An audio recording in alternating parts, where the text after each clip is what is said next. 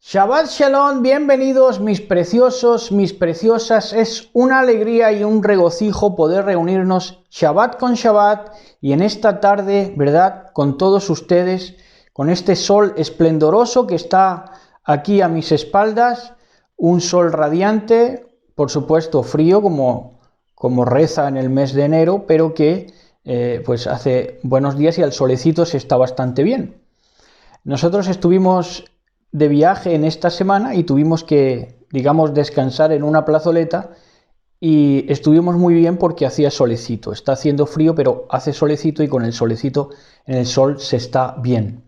Ahora les doy más detalles de ese viaje que tuvimos que hacer esta semana, porque vamos a repasar una noticia que ha tenido lugar en esta semana, que ha sido la muerte de Meat Loaf, un rockero apreciado por nosotros desde los 16 años. Ahora vamos a hablar sobre él y vamos a estar narrando una letra de una canción bastante significativa que creo que le va a aportar al pueblo, ¿verdad? Porque va a dejar un contraste en la memoria que lo vamos a recordar agradablemente por medio de esa letra, de letras como esa, ¿verdad?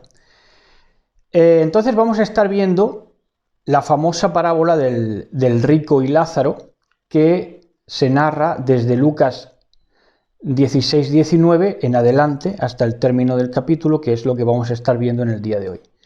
Pero antes contarles acerca de las expediciones o viajes, ¿verdad? Y nosotros siempre que viajamos pues reparamos en detalles que la gente no repara y que nosotros pues si nos quieren tildar de chismosos pues algo habrá, ¿verdad? Pero no es chisme, es que ponemos atención a las cosas que vemos, que observamos, ¿verdad? Por ejemplo, no viene a cuento decirlo, ni pensaba decirlo, pero por ejemplo pues se da cuenta uno del proxenetismo que hay, ¿verdad?, de cómo un hombre con una oscuridad en la cara tremenda, se le veía el pecado en la cara, no se contactaba con una prostituta en chándal con el pelo sucio, muy ajada, no se contactaba con ella, ni siquiera hablaba, pero se bajan los dos en el mismo sitio. Entonces, porque él era su proxeneta y ella era su ramera que le ganaba al proxeneta, llamado aquí en España chulo, ¿verdad? Su chulo. Bueno, entonces uno cuando viaja pues se da cuenta de esos detalles, ¿no? Y claro, no es plan de quedarte embobado mirando, ¿verdad? Porque si no se dan cuenta y te puedes meter en un aprieto, ¿verdad? Pero es cuestión de mirarlo de soslayo, darte cuenta, pero no quedarte mucho mirando, sino darte cuenta de la situación e ir a lo tuyo como si no estuvieras viendo nada, ¿verdad? Eso es lo que nos toca en este mundo en el que nos rodea, por supuesto, la depravación, el pecado y la necedad. Entonces, contarles que en esta semana nos tocó ir de viaje y acudimos a una casa cultural. Y entonces tuvimos que hacer cola para examinarnos, tuvimos que hacer una cola, había gente, había distancia de seguridad, con adhesivos, ¿verdad?, marcados en el suelo, y entonces tenías que esperarte allí guardando la distancia de seguridad. Y a mí me tocó pues esperar allí de pie, como a todos, y me volví a mirar y en el tablón de anuncios, conforme miraba para enfrente, miraba en el tablón de anuncios o mural, que se dice un mural o un tablón de anuncios, miraba pues precisamente los anuncios de las últimas publicaciones que se habían hecho allí en ese centro, que por cierto guarda a sus escritores porque les promociona, cosa que aquí por ejemplo en Linares no hacen o no saben hacer, y allí les promocionan y tenían allí el anuncio de sus libros, y uno de estos libros, no lo digo para que lo miren porque quizá esos escritores, digamos, locales son más dignos de atención que muchas voces autorizadas que quizá gozan de más ventas, pero que no tienen a lo mejor calidad literaria, ¿verdad? Y por eso digo que no lo digo para que miren quién es, simplemente para referir lo que les voy a contar a modo de broma, ¿no? Uno de esos libros, el título de uno de esos libros era Pequeñas mujeres rojas. Pequeñas mujeres rojas que, como comprenderán, pues como reza el título, pues era de mujeres marxistas o comunistas, ¿verdad? Y aparecía la foto, porque aparecían todas las fotos de los escritores, y aparecía la foto de la menda esta, de autora de ese libro. Y llevaba unas gafitas, unos ojos achinados con rasgos casi mongoles, y digo, se parece a Trotsky. Y yo pensé, se parece a Trotsky, ¿verdad? Porque tenía los ojos y los rasgos casi mongoles, los labios inexistentes, y los rasgos mongoles al estilo ucraniano Trotsky, ¿verdad? Entonces, pues, pequeñas mujeres, ¿verdad? Faltaría, en el argot de Shaul, Pablo hubiera sido mujercillas, ¿verdad? Mujercillas cargadas de pecado. Entonces, pequeñas mujeres. Claro, en el comunismo todo es pequeño, porque claro, dentro de esa filosofía marxista, pues todo debe ser, digamos, en compendio, todo debe ser compartimentado, pues entonces nada en la mujer es maternal ni voluptuoso, ¿verdad? En el símbolo de las cosas, ¿no? Entonces, siempre una comunista va a ser del tipo Angela Merkel o del tipo, como digo, de que se le parece a Trotsky, porque no va a ser maternal en sus proporciones, sino que va a tener unas proporciones restringidas, ¿verdad? Y aspirando a su tribuno de turno, a su anunciado Mesías del comunismo, que nunca acaba de aparecer porque ese tribuno, pues, que tiene que hacer gala del comunismo en las filas de los patricios, eso es el tribuno. Luego ya les contaré un día, porque no es el tema de hoy, pero el tribuno, cuando Roma empezaba a conquistar las tribus con fratricidios, el tribuno tenía que salir para representar a los que no habían construido Roma de cara a los que sí eran de los linajes que habían construido Roma, que estos eran los patricios. El tribuno debía representar a los que no eran del linaje de los constructores de Roma, y debía gozar de una divinidad asentada en las filas del pueblo, de los plebeyos, de cara a representarlos con los patricios, ¿verdad? Entonces, esa figura del tribuno, pues históricamente se han intentado formalizar muchas figuras comunistas que hicieran de tribunos. Por eso, sin ir más lejos, pues tenemos en la televisión que los tribunos, los opinólogos, pues aspiran precisamente a eso, a representar al pueblo de cara a esos dioses del Olimpo que son desde la televisión a la política, ¿verdad? Pero no ha acabado de aparecer, ¿verdad? No ha acabado de aparecer para el comunismo, pero mujeres, estas pequeñas mujeres rojas, aspiran todavía, con esos labios inexistentes y esas formas no proporcionadas ni maternales, pues aspiran a ese tribuno, ¿verdad?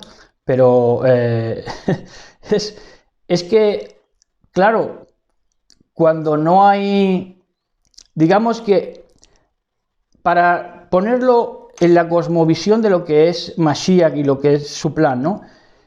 Ahí tiene que haber un deseo de que el pueblo desee a un verdadero tribuno, a un Mashiach que les represente de cara al mundo, a los patricios, a los privilegiados, pero también ese pueblo, esa amada, esa humanidad debe ser atractiva, para que también atraiga y motive al tribuno, ¿verdad? Porque si el tribuno va a estar trabajando para esos labios inexistentes y esos rasgos mongolos, pues no se motiva, ¿verdad? Bueno, espero que lo hayan medio entendido, y si no, pues ahí les dejo y les remito a que investiguen mejor sobre esa cuestión de los plebeyos, de los patricios, de los primeros años de Roma, que es muy interesante, ¿verdad? Porque de ahí salen esas figuras comunistas que querían representar al pueblo de cara a los patricios, a los privilegiados, a los conservadores.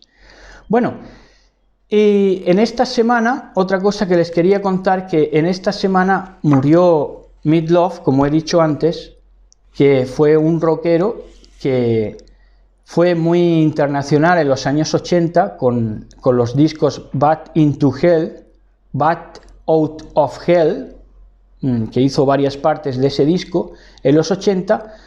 A nosotros no nos dio tiempo de comprar ese disco, digamos, in situ en la situación, porque éramos todavía muy pequeñitos, pero luego ya a la altura del 93 o 95 empezamos a comprar los discos anteriores, y en el 95 compramos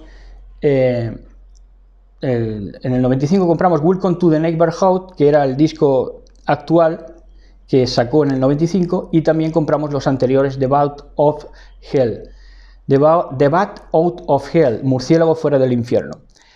Entonces, lo que yo quiero homenajear un poco a la memoria de Meat Loaf es que fue importante para mi vida, porque desde los 16 años yo escuché su música y sus canciones con sus subtítulos, con un concierto que hizo maravilloso aquí, lo echaron en televisión española, y la verdad que yo lo tuve grabado un tiempo y me gozaba, porque eran situaciones que yo me sentía representado, ¿verdad? Porque Meat Loaf, por ejemplo, tuvo problemas familiares, problemas de que todo el mundo le decía fracasado, todo el mundo le hacía bullying por gordo, ¿verdad?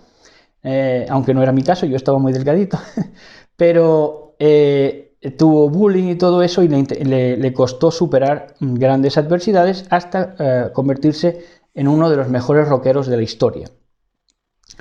Entonces tiene una canción que yo quería firmarla para todos ustedes hoy, que es Life is a Lemon and I want my money back, que traducido es: la vida es un timo, quiero que me devuelvan mi dinero. Y dice así la letra. Dice: quiero mi dinero de vuelta, es todo o nada, y nada es todo lo que consigo. Cada vez que lo enciendo, lo quemo y lo quemo.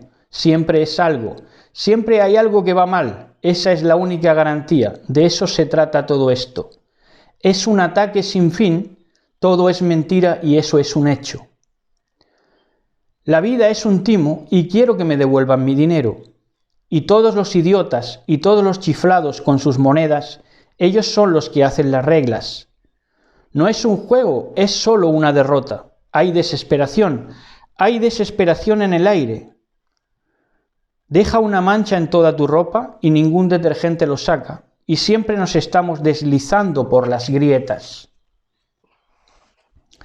Entonces la película termina, se desvanece a negro. ¿Qué hay del amor? Es defectuoso, siempre se está partiendo por la mitad. ¿Qué pasa con el sexo? Es defectuoso, nunca está construido para durar realmente. ¿Qué hay de tu familia? Es defectuoso, todas las baterías están disparadas. ¿Qué hay de tus amigos? Son defectuosos, todas las piezas están agotadas. ¿Qué hay de la esperanza? Es defectuosa, está corroída y decaída. ¿Qué hay de la fe? Es defectuoso, está hecha de jirones y deshilachada. ¿Qué hay de tus dioses? Son defectuosos, se olvidaron de la gratuidad, de la garantía. ¿Qué hay de tu ciudad? Es defectuosa, es un callejón sin salida para mí. Dime acerca de tu escuela, defectuosa, un paquete de mentiras inútiles. Tu trabajo, defectuoso, es un balde y luego te mueres. Tu infancia, defectuosa, muerta y enterrada en el pasado. ¿Qué hay del futuro? Es defectuoso y te lo puedes meter por el culo. Así les gastaba Meat Loaf, ¿verdad? Así que, bueno, pues ahí queda, ¿verdad? Y como recuerdo. Entonces vamos a estar con Lucas 16 del 19 en adelante. Lo vamos a leer primero en la versión de la Nueva Traducción Viviente. Dice así. Dice: Yahshua dijo: había un hombre rico que se vestía con gran esplendor en púrpura y lino de la más alta calidad y vivía rodeado de lujos. Tirado a la puerta de su casa había un hombre pobre llamado Lázaro, quien estaba cubierto de llagas. Mientras Lázaro estaba tendido, deseando comer las sobras de la mesa del hombre rico, los perros venían y le lamían las llagas abiertas. Sería bueno que hicieran un croquis de los acontecimientos de por qué pasaban las cosas, porque hemos leído esta historia de corrido y no nos hemos situado en la estratificación social que hay aquí encerrada y cómo, por supuesto, el rico lo veía conveniente, cómo creía que esa situación le favorecía. Entonces ahí hay una estratificación, ¿verdad?, social, una convención. Dice, con el tiempo el hombre pobre murió y fue llevado por los ángeles para que se sentara junto a Abraham en el banquete celestial. El hombre rico también murió y fue enterrado y fue al lugar de los muertos. Allí en medio del tormento vio a Abraham a lo lejos con Lázaro junto a él. El hombre rico gritó, Padre Abraham, ten piedad, envíame a Lázaro para que moje la punta de su dedo en agua y refresque mi lengua. Estoy en angustia en estas llamas. Abraham le dijo, Hijo, recuerda que tuviste todo lo que quisiste durante toda tu vida, y Lázaro no tuvo nada. Ahora él está aquí recibiendo consuelo y tú estás en angustia. Además, hay un gran abismo que nos separa. Ninguno de nosotros puede cruzar hasta allí y ninguno de ustedes puede cruzar hasta aquí. Ese abismo no es un abismo, digamos, espectral como constructo celestial, no es un abismo o construcción celestial, sino una estratificación social. Ahora lo vamos a ver mejor. O sea, ese abismo no es que lo hiciera Elohim, ese abismo lo levantó el hombre, abriendo brecha, separación entre riqueza y pobreza, ¿verdad? Ahora lo vamos a ver mejor. Dice, entonces el hombre rico dijo, por favor, padre Abraham, al menos envíalo a la casa de mi padre. Tengo 5 hermanos y quiero advertirles que no terminen en este lugar de tormento. Abraham le dijo, Moisés y los profetas ya les advirtieron, tus hermanos pueden leer lo que ellos escribieron. El hombre rico respondió, no, padre Abraham, pero si se les envía a alguien de los muertos, ellos se arrepentirán de sus pecados y volverán a Elohim. Pero Abraham le dijo, si no escuchan a Moisés y a los profetas, no se persuadirán por más que alguno se levantara de los muertos. Entonces, en la traducción palabra por palabra que nos privilegia, con la que nos privilegia nuestro patrón Yahshua HaMashiach en este momento de la historia, dice así. Dice, cierto hombre vivía tan ricamente, invirtiendo, esto es una parábola que cuenta Yahshua HaMashiach. Dice, cierto hombre vivía tan ricamente, invirtiendo en la púrpura y en el lino, regocijándose cada día en la suntuosidad. Vemos que este hombre entonces mezclaba 2 vestiduras, la púrpura y el lino, y son vestiduras contrarias, como podemos ver en el libro de Apocalipsis 17:4. En el 17:4 dice, la mujer estaba vestida de púrpura. ¿Qué mujer? La gran ramera. Entonces, este hombre prostituía su carrera, su título, su trabajo, se prostituía. ¿En qué? En el púrpura. Para alcanzar lo purpurado, que sí, que es un símbolo de realeza, pero a estas alturas, a las alturas, digamos, de lo que ha sido la historia, el púrpura ha sido símbolo de prostitución, más que de realeza. Dice, la mujer estaba vestida de púrpura y escarlata y llevaba puestas hermosas joyas de oro y piedras preciosas y perlas. En la mano tenía una copa de oro llena de obscenidades y de las inmundicias de su inmoralidad o fornicación, prostitución. Y a la vez de que se prostituía, ojo, a este hombre, narrado por Yahshua HaMashiach, porque quería vestirse en prostitución, quería prostituirse y a la vez quería vestirse de lino también. Y 19:8 del libro de Apocalipsis dice que son las acciones justas, ¿verdad? A ella, no a la ramera, sino a la amada, se le ha concedido, a la ramera no se le ha concedido, pero como es ramera, se prostituye con el púrpura y a la vez quiere alcanzar el lino. A ella se le ha concedido vestirse de lino blanco y puro, lino blanco y puro de la más alta calidad, pues el lino de la más alta calidad representa las buenas acciones del pueblo apartado de Elohim. Entonces, este hombre prostituyó su carrera, sus logros, sus éxitos, ¿verdad?, en favor de conseguir una purpurina, ser un purpurado. El púrpura también es símbolo de sacerdocio en este tiempo final, de un sacerdocio ramerizado, prostituido. Y quería a la vez vestirse de acciones justas. Pero, como dice Mashiach en muchas ocasiones, un árbol malo no puede dar frutos buenos. Entonces, claro, el que se prostituye quiere reflejar que sus obras son buenas y entonces las disfraza de filantropía. Y entonces, cuando se disfraza de filantropía en un sistema prostituido y prostituyéndose, entonces podemos entender y podemos situar el escalafón social al que pertenecía este rico, este llamado rico. Dice, cuando por otra parte, verso 20, cuando por otra parte alguien en aprietos, llamado Lázaro, fue puesto en el portal de paso, arrastrándose cubierto de llagas. Miren, el ponerlo en aprietos no correspondió a Elohim bendito. El ponerlo en aprietos a este hombre llamado Lázaro corrió a cuenta de los escalafones sociales, los peldaños sociales, la separación, los prejuicios y la estratificación social de su tiempo.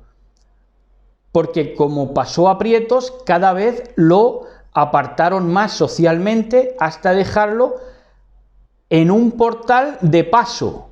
¿Para qué? ¿Por qué se le pone a Lázaro en un portal de paso? Para que la limosna que se le daba fuera visible. Y entonces los ricos de turno, los conservadores, los sociópatas, pudieran atribuirse de cara al público de que le limosneaban a Lázaro. ¿Están entendiendo ya?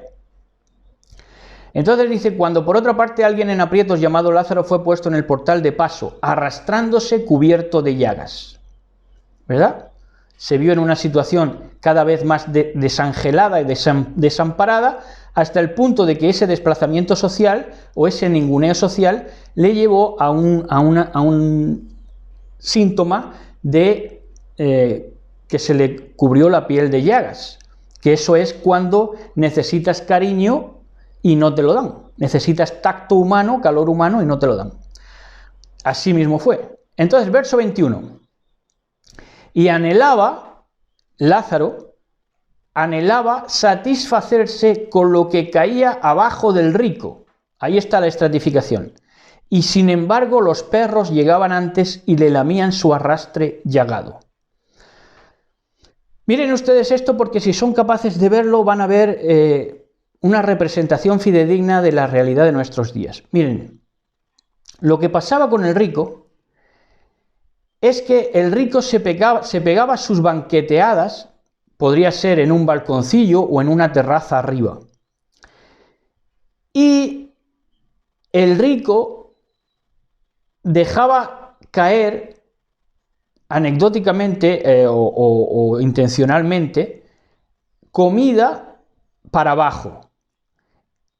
Al dejar caer esa comida para abajo era bien visto encima. O sea, las obras del rico que echaba para abajo eran bien vistas socialmente, de que con esas obras alimentara a Lázaro, a los vagabundos de turno que había por allí y a los perros. De tal manera que ese rico no hacía distinción entre un servicio a los perros o un servicio al ser humano, al vagabundo, que en este caso era Lázaro. Por eso el rico no se encargaba de ahuyentar a los perros, ni mucho menos. no tenía cuidado de que el vagabundo se pudiera alimentar con sus obras, ni siquiera, porque no le concedía preeminencia al vagabundo, al ser humano, por encima de los perros.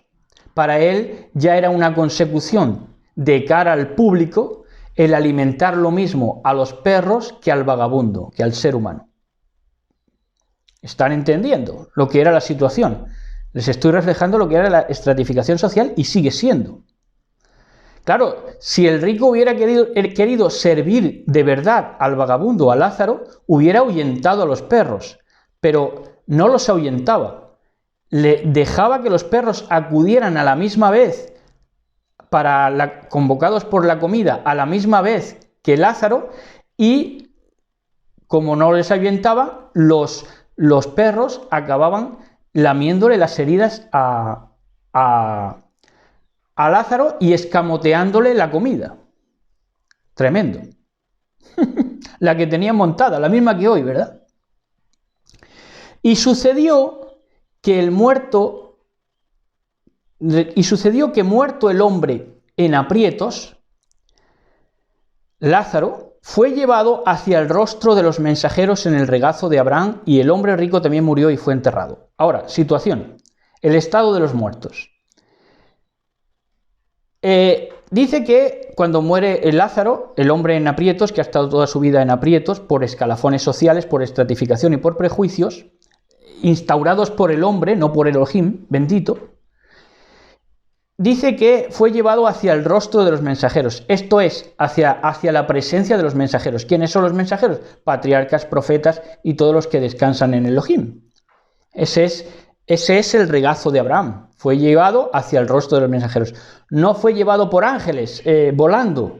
No, fue llevado al rostro, a la presencia de los mensajeros, de los que están en Elohim descansando. Y se llama regazo de Abraham. ¿Por qué se llama regazo de Abraham? Porque del regazo de Abraham salió el pueblo de Elohim. Y de ahí, del regazo de Abraham, del seno de Abraham, digamos, para mayor concisión, de los testículos de Abraham salió el pueblo, ¿verdad? Entonces, quien es pueblo de Elohim va a ese punto de encuentro del regazo de Abraham, ¿verdad? Pero es simbólico, es algo simbólico, no es una realidad física, sino algo simbólico. Pertenece a Abraham, por lo tanto va a Abraham, como hijo de Abraham.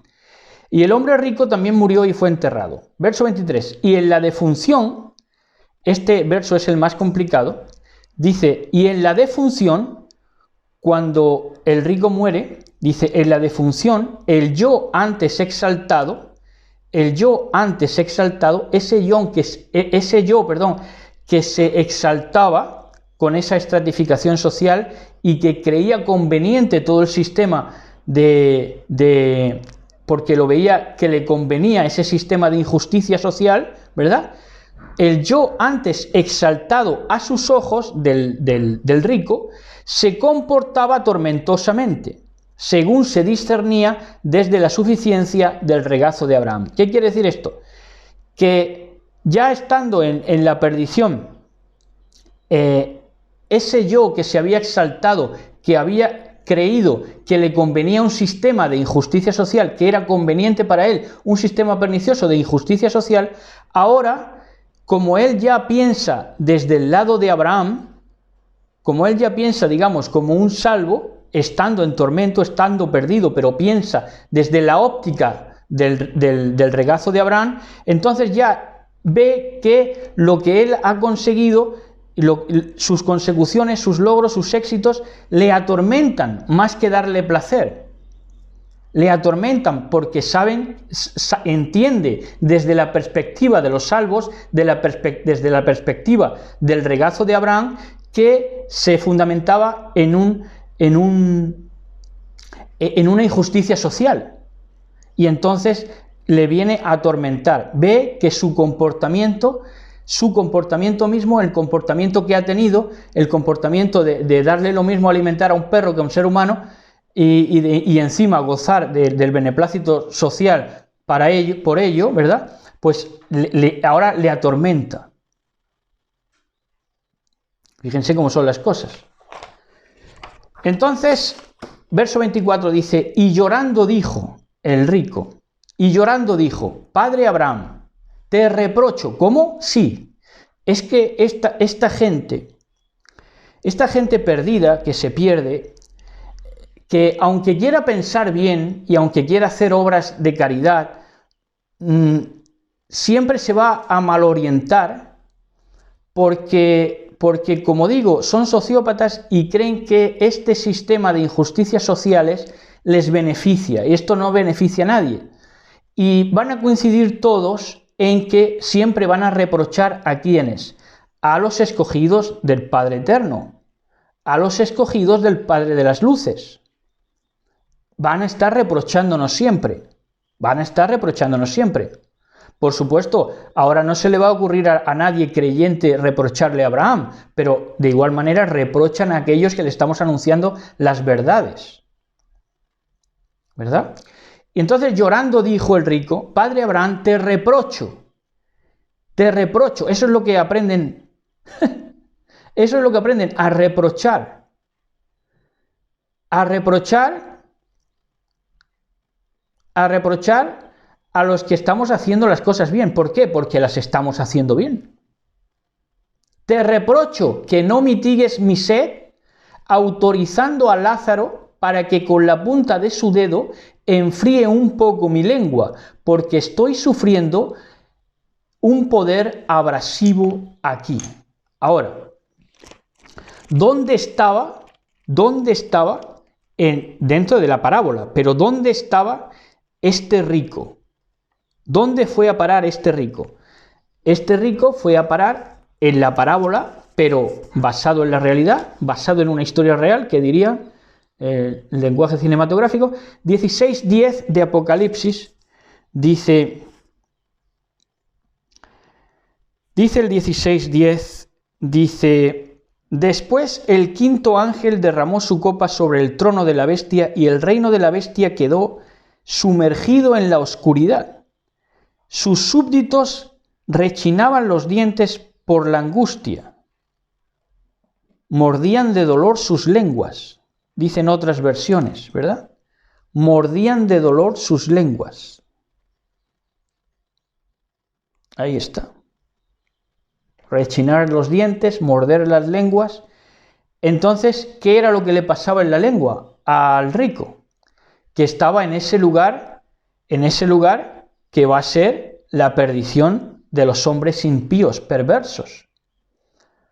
Estaba dentro de la parábola, pero estaba en un lugar que sí va a ser un lugar, digamos, físico, donde van a ir a parar todos los perversos, todos los impíos. Porque esa lengua de la iniquidad, esa lengua de propagación de la mentira, tiene que tener ese destino.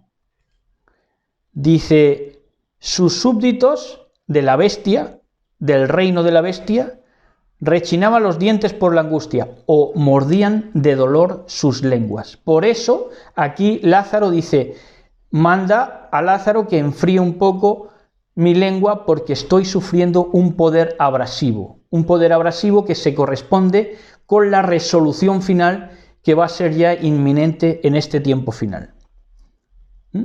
Es decir, Mashiach le mostró el último tiempo.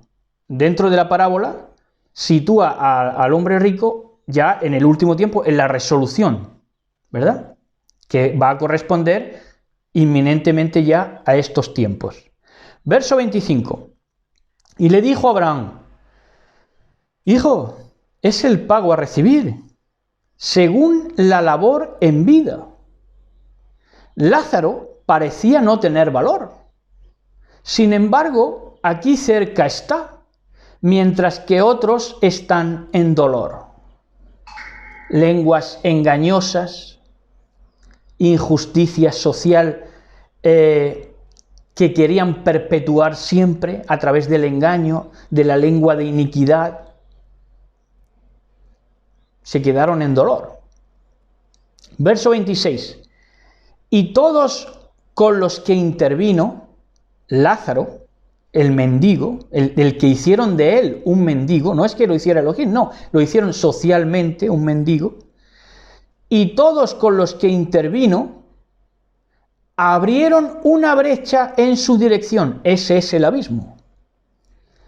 El abismo fue un abismo de separación entre ricos y pobres, hechos como constructo social.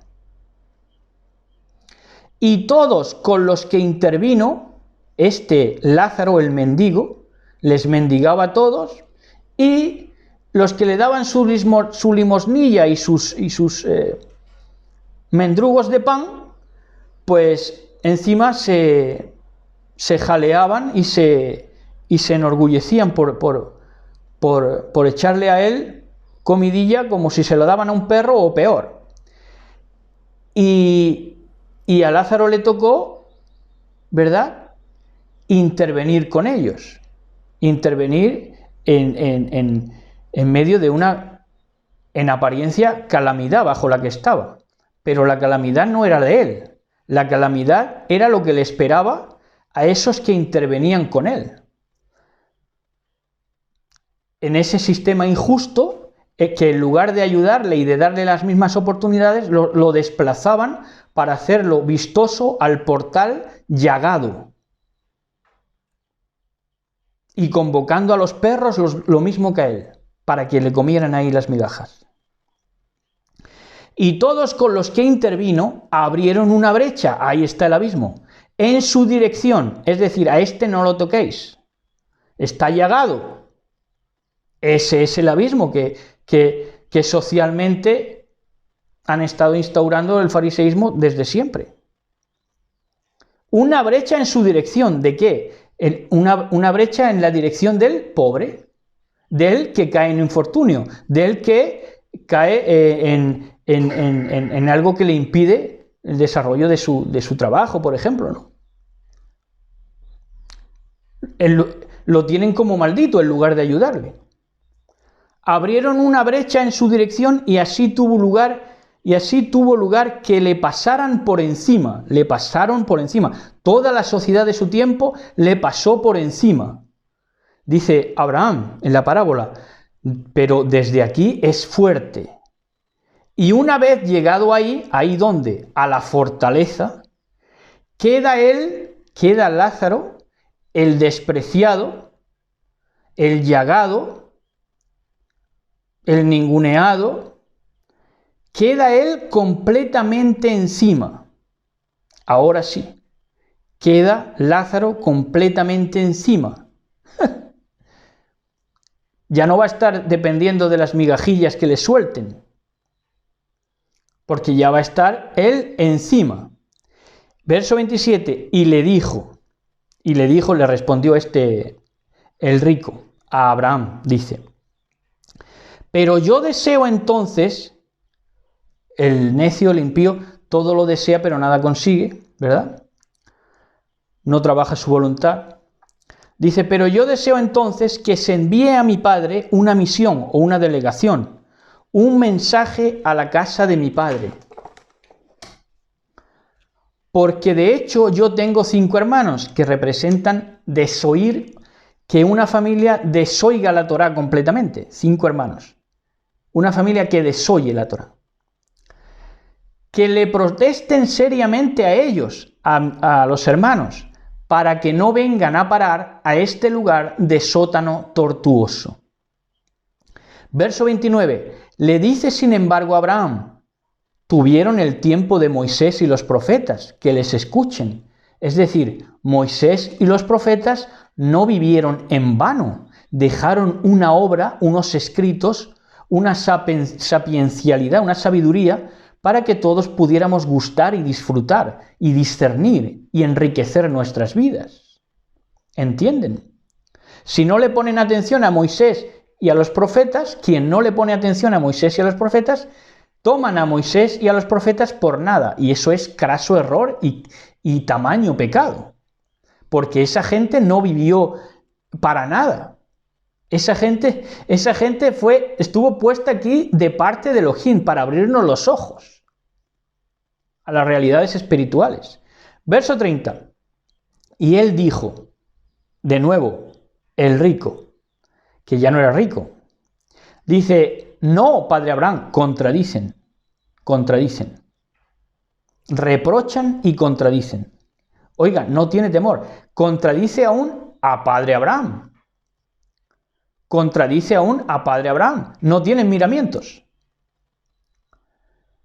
Gente soberbia, arrogante. Y él dijo, no, padre Abraham, pero si un muerto... Quería llevar la razón él por encima de Abraham. Y todavía en la situación donde estaba. No, padre Abraham, pero si un muerto fuera hacia allá, ellos cambiarían. Mi familia que ha desoído la Torá, si un muerto se levanta, ellos cambiarían. Se levantó Yahshua HaMashiach de los muertos y el fariseísmo siguió haciéndolo igual o peor. Y la injusticia social igual o peor. Y verso 31 y último dice, y le dijo Abraham al rico, que ya no era rico, dice, si a Moisés y los profetas no quisieron escuchar, ni aun con un muerto levantado tomarían consejo. Y así mismo fue. No solamente que se levantó Yahshua HaMashiach de los muertos y apareció, dice, a muchos, dando testimonio, sino que hizo que se levantaran con él, se abrieran los sepulcros. Y ni aun así el fariseísmo hizo separación de tiempo ni siquiera. El judaísmo no hizo ni siquiera separación de tiempo. Siguieron ahí, estableciendo escalafones sociales, prejuicios, separaciones y abismos entre las personas, entre una clase y otra. Clases que no puso nuestro patrón Yahshua HaMashiach, nuestro Elohim bendito sea, aquí en esta tierra. Él no hizo escalafones ni escalas sociales, ni estratificaciones. Esa sociedad la instauró el hombre perverso, el inicuo globalizado, aquel que ha desoído toda la vida y quiere desoír la Torá y quiere vestirse de púrpura, prostitución y también de lino, ¿verdad? De lino. Y esas acciones justas quedan al descubierto de que no son justas. ¿Por qué? Porque para él lo mismo vale un perro que un ser humano, ¿verdad? Entonces queda al descubierto de que no quiere el bien de nadie. Lo que quería ese fariseísmo, lo que quería es esa prostitución de corazón, prostitución sacerdotal, era exaltarse, ¿verdad? Exaltarse. Que le aplaudieran por echar migajas a perros y hombres. Y hasta aquí. Shalom a todos, ¿verdad? Un abrazo enorme para la amada del Mashiach, besos y abrazos para todos y todas, disfruten en este bello Shabbat, coman, beban, rían, abrácense unos a otros de verdad, gócense en este día Kadosh, en este día tan bonito, para que Elohim nos ministre de una manera especial y nosotros recibamos también en una disposición mejor que los días usuales, recibamos de Él, ¿verdad?, lo que es instrucción, vida, salud en cada uno de los poros de nuestra piel. Shabbat Shalom a todos, besos y abrazos. Shabbat Shalom.